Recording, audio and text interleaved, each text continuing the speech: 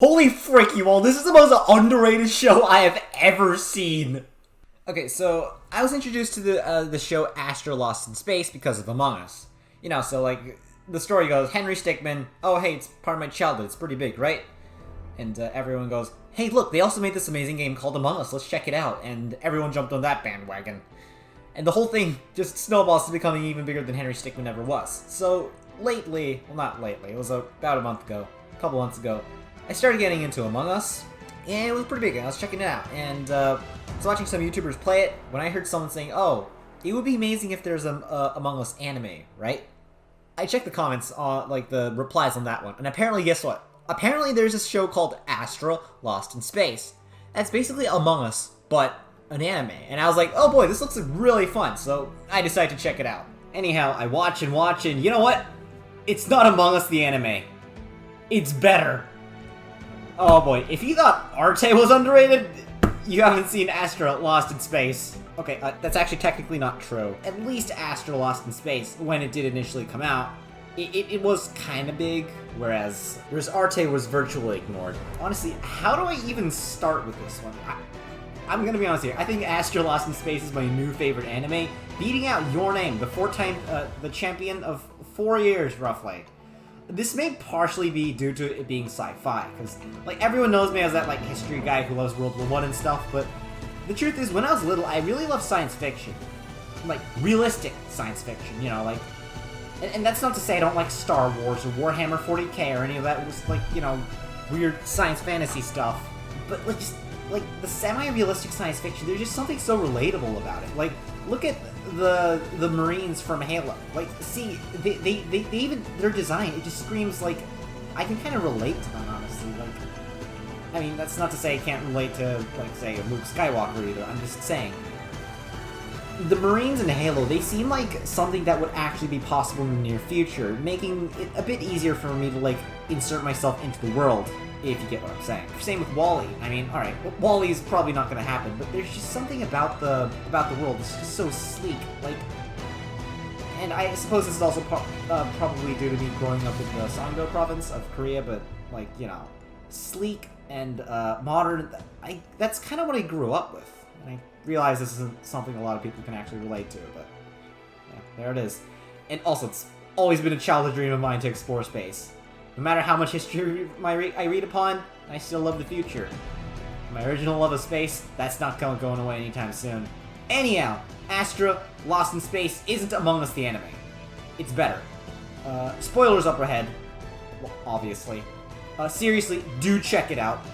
Astra Lost in Space is a brilliant show. And I do have some mixed feelings about some of, like, the more political statements of the show, but honestly, like, I could ignore it. And I could brush aside most of the complaints just due to the fact that it is such an amazing show. So, as I said, spoilers from here on in. If you haven't seen the show, go see it right now. Okay? 3, 2, 1, let's go! Okay, so when we first open up in the show, we basically see Ares floating out in space in the middle of nowhere. By the way, just a question. What is up with all the ENFP must protect Yankee girls having their names start with the AR? This is also an indicator that this show will be very underrated. Oh yeah, one more thing. It's really nice to have, like, a Dairy girl who isn't, like, a complete idiot and is actually kind of smart. You know, because the whole stupid Dairy girl that is just super cheery and, like, is always happy and just doesn't have much of a personality other than being happy. It gets kind of annoying, you know?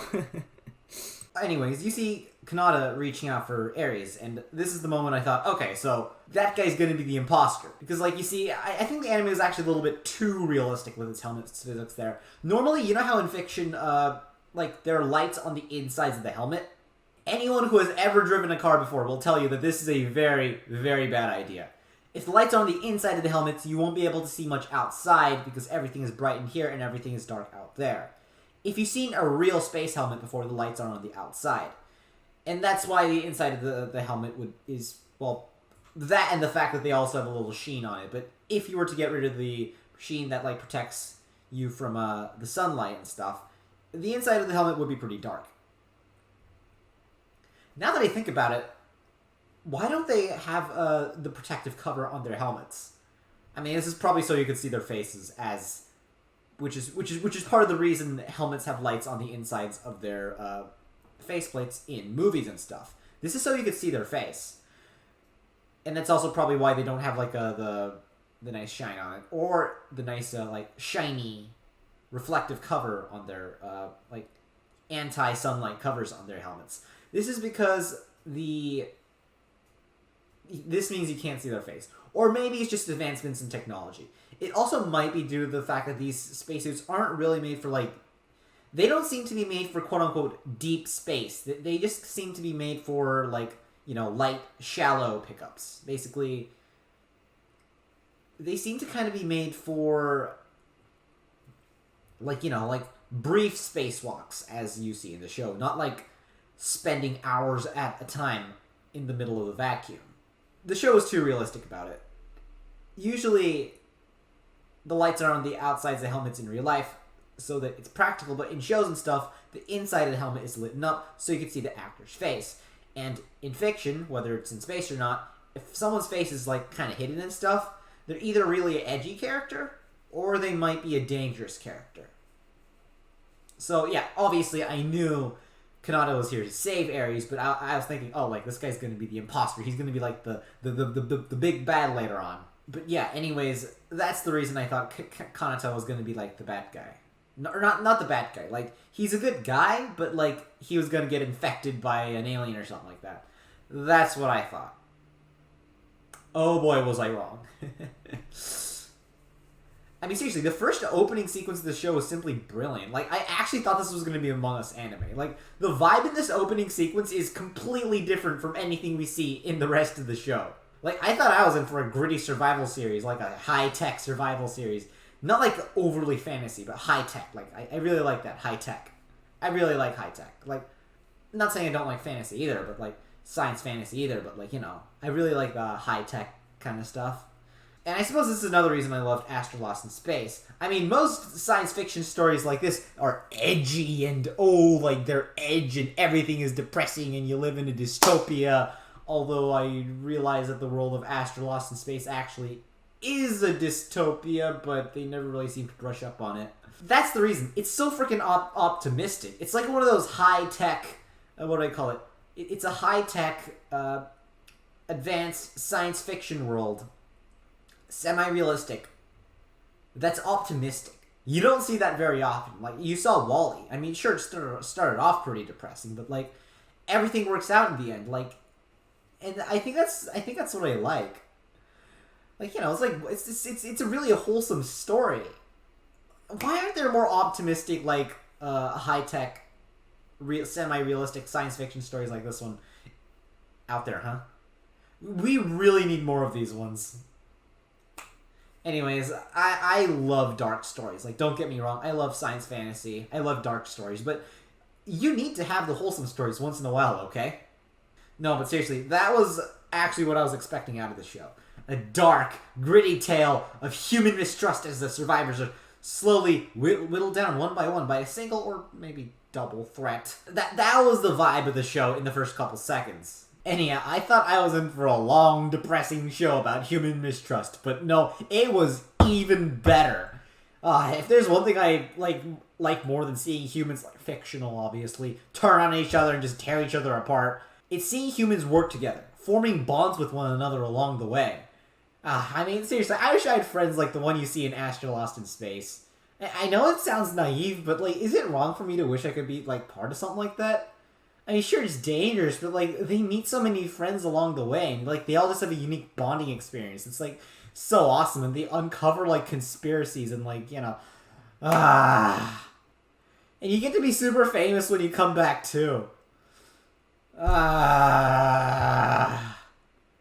Or, I mean, maybe I really am just naive. I mean, love, friendship, adventure, fame. What more could I honestly ask for? Maybe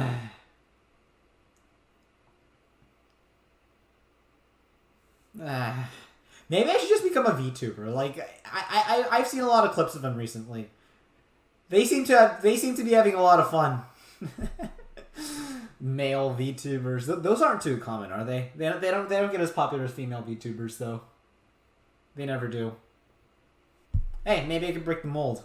And then we switched back to the the very start, like the real start of the show, like how it all happened. And the first couple minutes of the show to say was, I was a little iffy on this one. Like, you see Ares acting all goofy and wacky, and I was like, okay, that's kind of cute, but honestly, I start to think, okay, this is getting a tad bit annoying. And then Kanata saves her from the thief guy. Okay, that makes sense. And then the police robots. Just, what is wrong with those police robots, huh? They don't act like police robots. I don't like that. And I was starting to think, maybe this show's not really going to be that good. Honestly, like, the first 20 minutes of the show, it kind of falls flat, and I will admit that. And, like, that was kind of airing for me, because as I said, I expected a super dark and gritty story. So to see all this, I was like, oh boy, how's the story gonna go on from in on here? That this is bad. This is very bad. And the good thing is, the show stopped being cheesy after like the first 20 minutes. Okay, that's not really true. It was cheesy all the way through, but like the cheese stopped being annoying.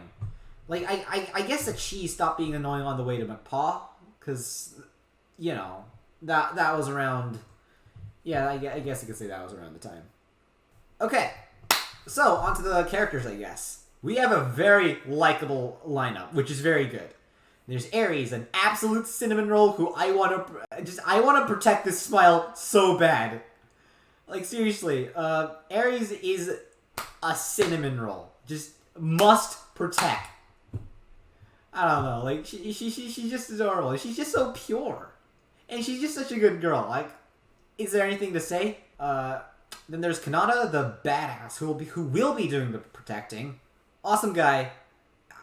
He deserves Ares, he really does. There's Kuiteri, I really like her name, by the way. It just rolls off your tongue. She acts a bit like your typical 14-year-old white girl, but, like, honestly, the story does a good job of explaining her backstory. And honestly, at the end of the day, she's still a pretty likable character. She's pretty cool. She's understandable. And she's realistic, too, which is always a plus. Zack, the genius kid. Awesome guy, and also one of the more rational guys. Although, to be fair, like... some of his actions are really crazy. Kuiteri, I want you to marry me. Zack's like, wasn't that like decided? Like you asked me when you were a kid, and Kuiteri's like, bruh. Ulgar, the lone wolf, and a bit of a edgelord. I didn't like him too much at first, but he kind of grew on me. Plus his backstory is freaking awesome. Now, I thought Ulgar was probably going to be because you know how I said I thought this was going to be kind of like Among Us the anime? I knew he wasn't going to be the imposter. But I had a feeling like he'd be like the first one like killed by everyone else just because he's so shady. And I'm glad that didn't happen because Ulgar's he's an awesome guy. He's a good marksman too, and that is extra badass. But like I had a feeling that like after the first murder, they all would have voted him off or something like that. I'm glad they didn't though. There's Yunhua, the Shrinking Violet, who's an amazing singer, and oh my god, that glow up is freaking amazing. Yeah, she's a really good singer. She'd probably be my best girl, but Ares was just so adorable in this one. There's Luca, the girl, who's he's really cheery and resourceful. He always brightens up the mood. I kind of like him. Or that's the thing, like honestly, Luca's huge gender reveal that was really interesting. Oh my god, Japan actually doing representation without being like a stupid fetish or something like that. Also, unlike in a lot of Western shows where like, oh, I'm gay or something like that, it wasn't forced. Like, it's natural. It makes perfect sense. I don't think the reveal was forced at all. Honestly, it makes it was this is a really good way to do it. The show doesn't make a big deal about it. You know, it just he's not a character who is intersex. He just happens to be.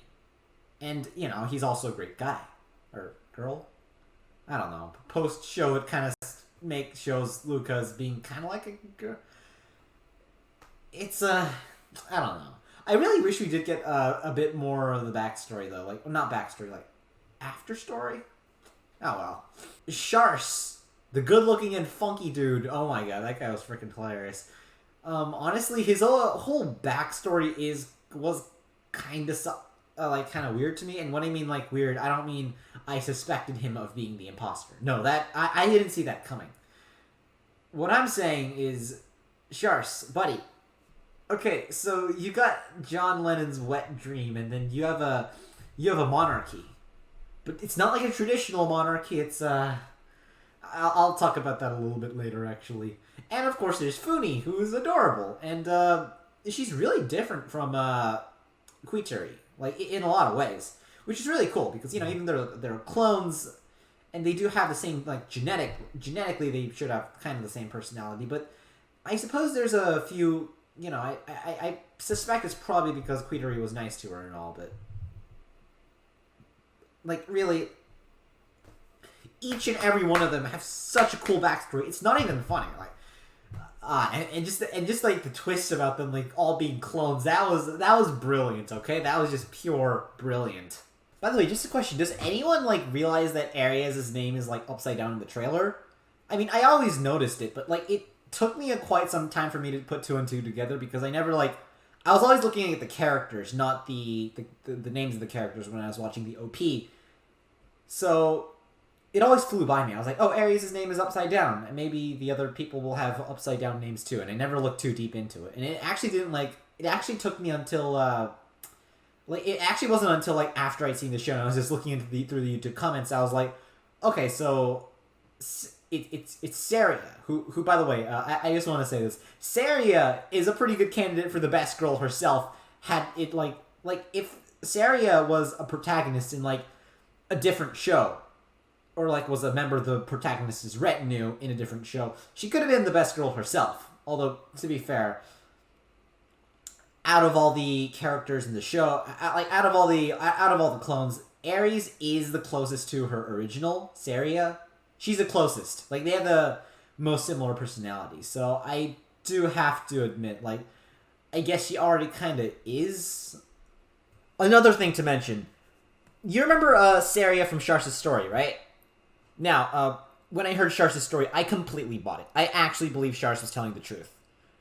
But here's the thing, I still couldn't help but notice that Saria, or the peasant girl, as that's what Shars originally said, looked very, very similar to Aries. And I was just like, I'm pretty sure it's just a coincidence because it's drawn by humans, it's drawn by artists, and I'm pretty sure, like, y'all know same face syndrome in anime, right? And I was just like, oh, maybe they just ran out of hairstyles to go with. But still, I just couldn't help but notice that the girl looked very similar to Aries. I just brushed it off at the time saying, I'm sure it's just the artists being, like, drawing the same person over and over again. But no, it wasn't. I'd actually gotten it right. And I just ignored my own intuition. Maybe I should trust my intuition more next time. Like, I always get it right, but I just ignore my own intuition. Maybe I should trust myself self more. Blech, I don't know. Self, not melf. Yeah, whatever. Now, no matter how much I love the show, there were elements of it that I didn't like too much. Most notably is the like the whole bit about like Astra not being Earth. I have somewhat mixed feelings about that. Now, the one right before it, like, you know how it was revealed that they were all clones, right? How should I put it? Like, it was revealed that everyone in the ship crew were actually clones of, you know, their quote unquote parents, which would actually make them brothers, twins. That twist was freaking amazing, okay? I love that twist. That actually made so much... Like, that explained so much about the story. I love that twist. What I didn't love too much was the whole bit about Astra being Earth. I mean, honestly, like, they had shown us indications that it wasn't like Earth. It said guns were outlawed 100 years ago. And if it's 2060, then, like, that like, obviously guns were not outlawed in 1963. By the way, that whole bit about, like, the guns, like, I know it was a bit of an off comment. That, like, I don't know what to tell you. That just felt like really preachy to me, honestly. And the whole bit about, like, oh, there are no, like, world governments or, like, countries anymore. That felt really, really preachy. Just saying. Like, I'm not saying that, like, you know, it's bad or anything, but I'm just saying it felt a little preachy. I mean, to be fair, like, the political edge doesn't really ruin the story, and it was kind of, and, like, sure, it was crammed in, but I don't care. Like, the story was great, and, like, honestly, a lot of that stuff ended up being, like, a bit of a minor footnote at, like, well, not a footnote, it was pretty big, but it was, like, more towards the back. And I also thought it was really interesting that Earth was, like, the solid frozen planet they were first in orbit over, because, like, throughout the entire show, I was just wondering, hey, what's the, you know that frozen planet they were over, right? What planet is that? Is that, like, I feel like that's a giant Chekhov's gun that's gonna, like, come, like, careening back at us and, like, is gonna be relevant to the rest of the story. And that reminds me, plot hole time. If they had time to make wormholes and travel faster than light, wouldn't they have the technology to destroy an asteroid? I mean, like, they did it in Armageddon, or Deep Impact, which is, like, a similar story that released in the same season as Armageddon, funnily enough. It doesn't matter, honestly. I also do like how they explained that, like, a peace built on lies isn't peace at all. Like, my personal opinion, but a story built on lies is bound to get found out at one point. Like, when you're, like, watching movies or, like, watching stories and stuff, everyone knows that, like, it's a lie. None of it is real. But I don't know, like, if I'm honest here, I'll say something about war. War is hell. War is bad. But if there is one instance of war in which it is ever justified, it would be in a situation like this. This is one of the few, very few instances in which I'd say a war is justified, because this is a dystopia. Like, honestly, it's nowhere near as bad as 1984. It's not a Brave New World. People do seem to have ordinary lives, and, you know, it's, like, not completely dystopic. Plop someone in from our world and plop someone in there, and, like, sure, they might, like, you know, like, all the new technology and stuff, but, like, life doesn't feel awful. That's what I'm saying. I mean, but, like, other than that, it's still a dystopia. Like, sure, it might not be a totalitarian hellhole, or, like, a world where everyone is a freaking robot, but, like, it's still not really, like, it's still authoritarian. I mean, like, obviously, besides the whole government conspiracy thing, it does feel like something that could happen in the real world, which makes it all the much worse. It's not far away like a Brave New World of 1984. This is elements of the story that could actually have and has happened before. Like, they mostly brush it over, but the police make people disappear overnight. Like, the whole government is controlled by an evil oligarchy. For all the John Lennon vibes they try to be giving the world is a horrible dystopia. Now, and they also have a monarchy. Like, I think monarchies are pretty cool, honestly. When they're constitutional monarchies and, like, kings don't actually have any power. Like, alright, fine. Absolute monarchies, cool if you're in the 17th or 18th century, or even the 19th century, sure. Not so cool if you're in a science fiction universe. Now, and monarchies, absolute monarchies, not inherently bad, but, like, you literally have a freaking medieval kingdom in the middle of a world. Like, how does that even work? Like, you have a literal monarchy sitting in the middle of nowhere in a world where y'all are so freaking paranoid, you literally banned world governments. What? Like, logic much? What's even worse is that the monarchy is not even, like, Sharsis monarchy is not even related to, like, any of the old, what I consider, quote-unquote, cultural monarchies that you have around. It's from a corporation, the Vix Corporation. That's who's descended from. The last CEO of the Vix Corporation is the first king of the kingdom of Vix. What? Monarchies are cool because it's a reminder of a bygone era, not because some corporate dick can, like, sit around and say, herder, I am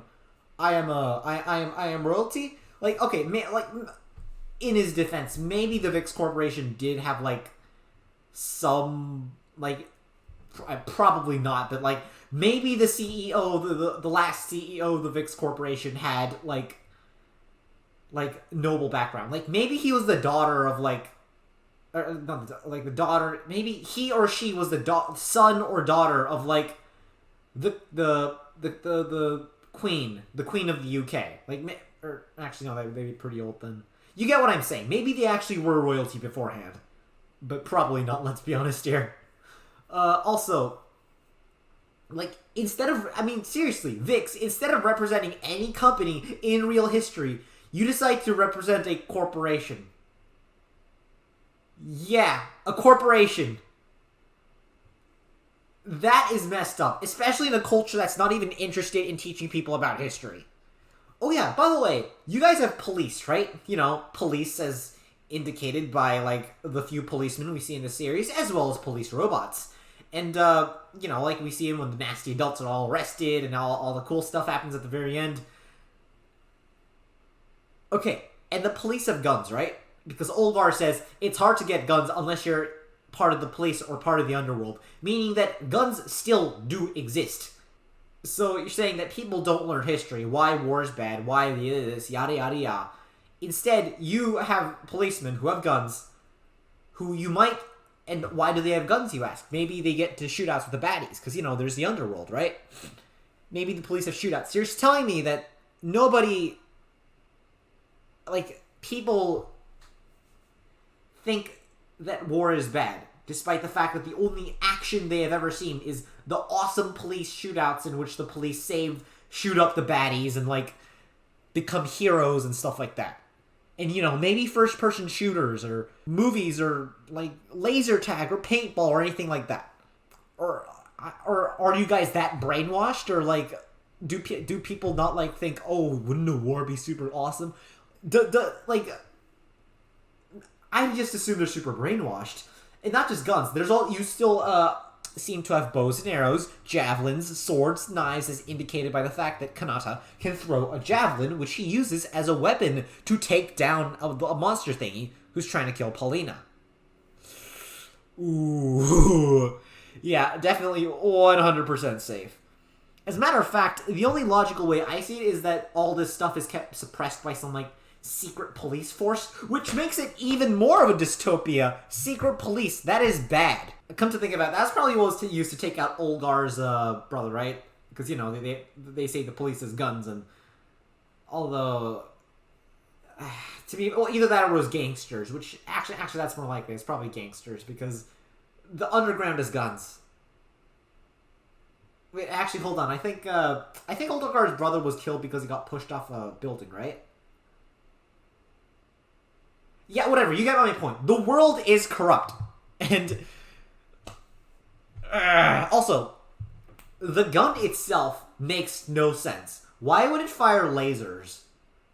I mean, I get it's in the future, but, like, it's not that far into the future. Look at Halo. It's 500 years later, and they still use bullets. I mean, like, I get that, like, not every single show should follow, like, the same logic, and obviously it makes sense that, like, you could have a show which takes place, like, 50 years later, in which people are already firing lasers. That's okay. It's just, it kind of, like, took me out, because the laser also had, like, a weird color, too.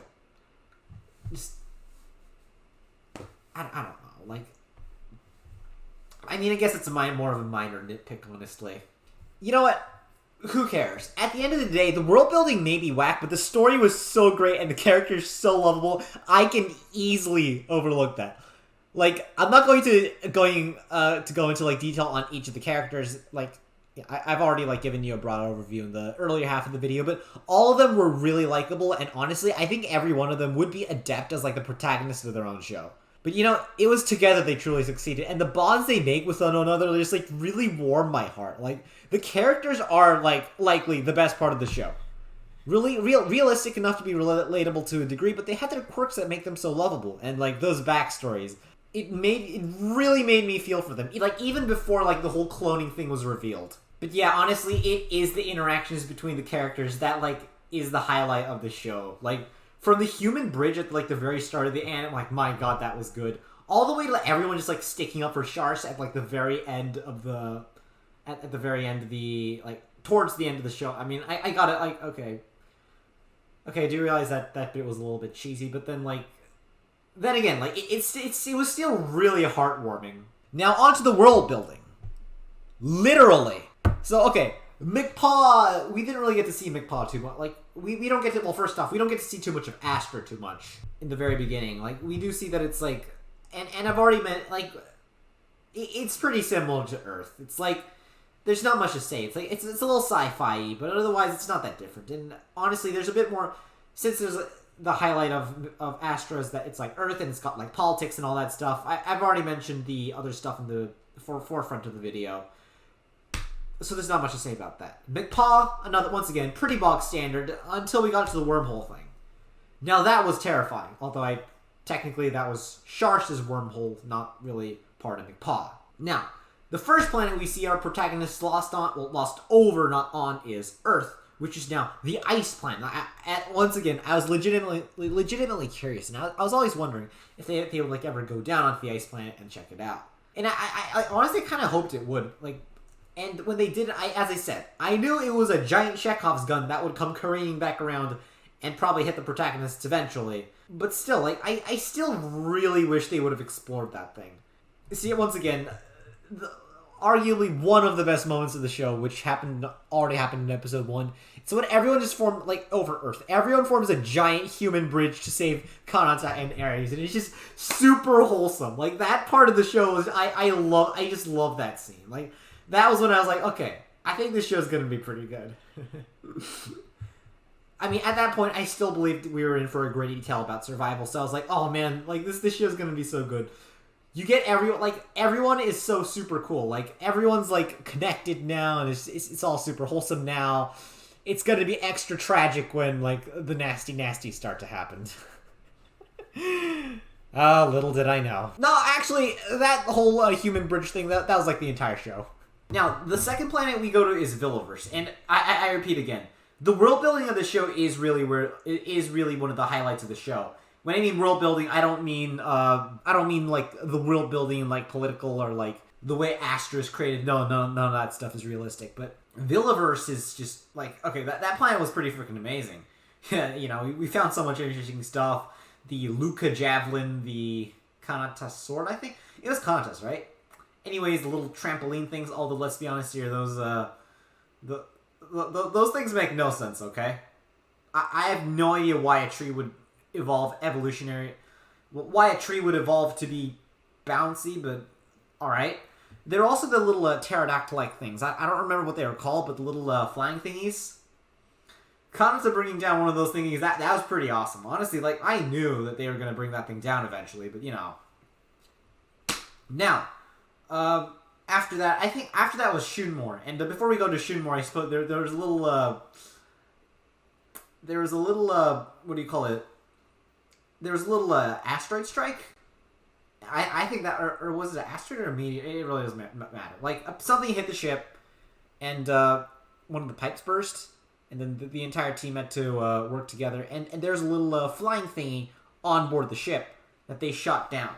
Olgar uses a little glue or a little shooty thingy to bring down the flying thingy. that was pretty cool. Anyways, Villaverse, really cool. The Turgons.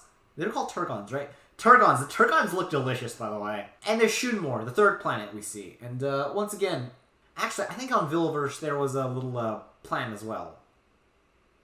A little flower thingy. That looks really tasty as well.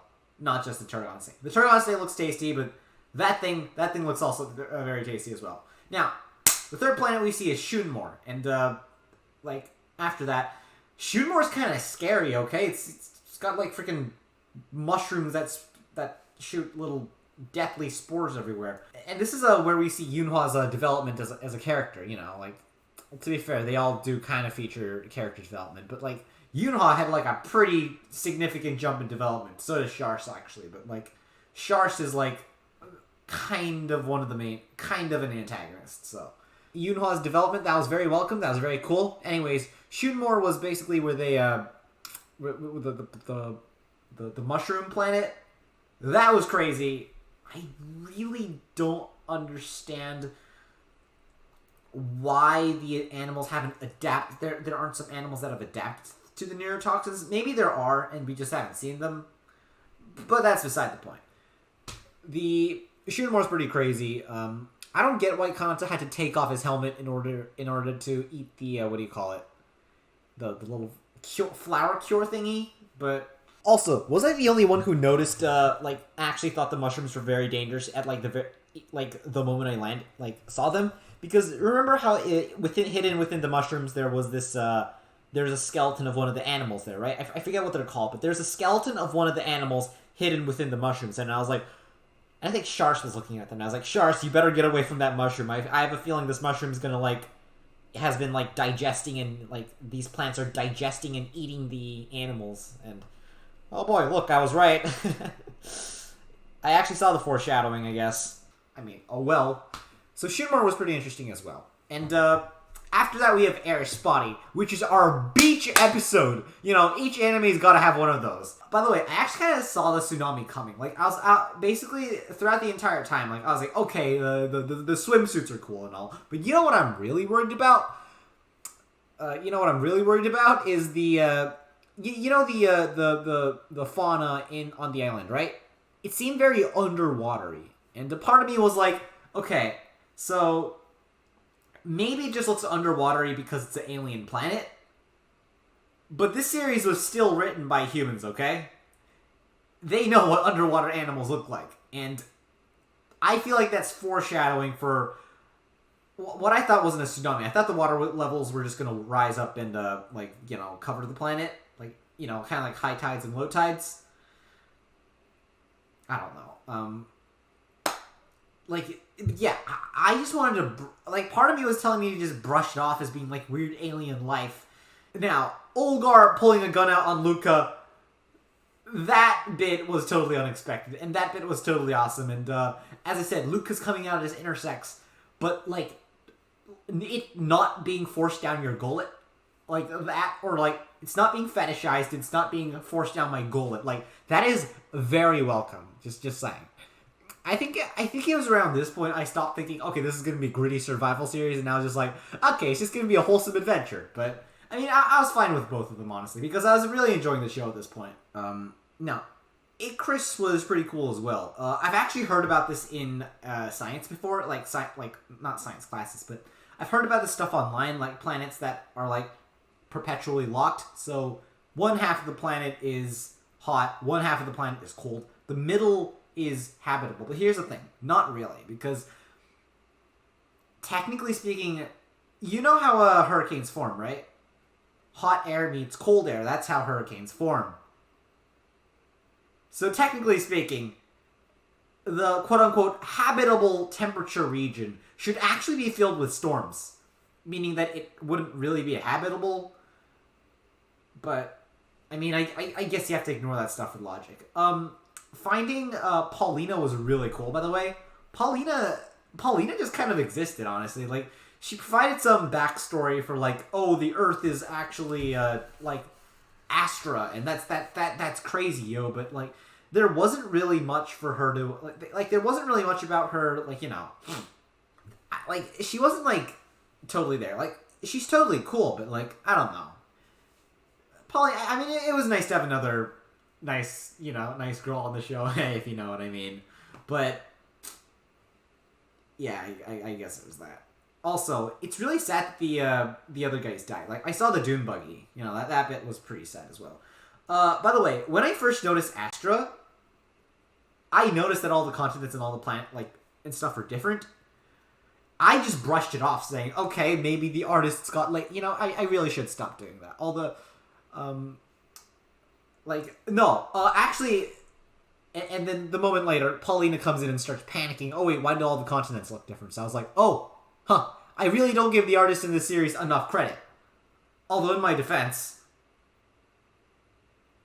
Now, Galen was a cool planet as well. It was glow in the dark. I don't know why, it just gave me a sense of security because, unlike all the other planets, it just seems so much safer. I suppose it's partially due to the fact that it's a lot closer to Astra, although I actually realize it's actually a lot farther away from Earth, or... You get what I mean, though. This is also the planet on which Kanata loses his arm, although it does probably end up in orbit over Earth, probably alongside all the other bits of luggage they never really picked up from the start of the show, but... Yeah, Galen... This is where everything is revealed. And by the way, Galen rearranged his gleam. And I've noticed that all the planets have, All their names are anagrams, like Villaverse is survival, Shunmore is mushroom, Erisbody is paradise, Icarus is a crisis, and Galen is gleam. You know, to like gleam information from.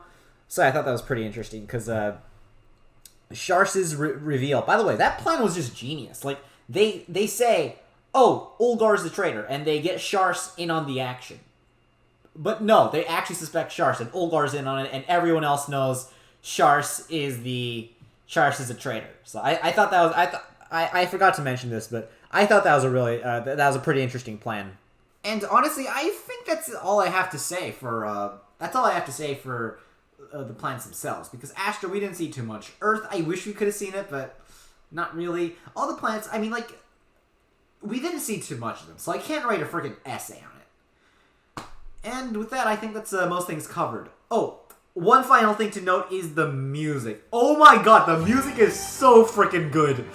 Like, and all the songs is just so wholesome and heartbeating as well, except for like 5,000 Years Later, which is a song that plays in the very beginning of the show, which convinced me this is going to be a dark, gritty series about human survival. I mean, like, that song's still great too, but heck, god, like, holy frick, that was misleading. But anyways, all the songs are great. From I love that song, by the way, to Ultrafast Engine, which I also love, by the way. I love the soundtrack. Like, both and Ultrafast Engine are, like, it's, like, exciting, although is more upbeat and, like, happy. It's like a heck yeah moment, whereas Ultrafast Engine's more like, oh yeah, we got this, we're doing this. We're you know.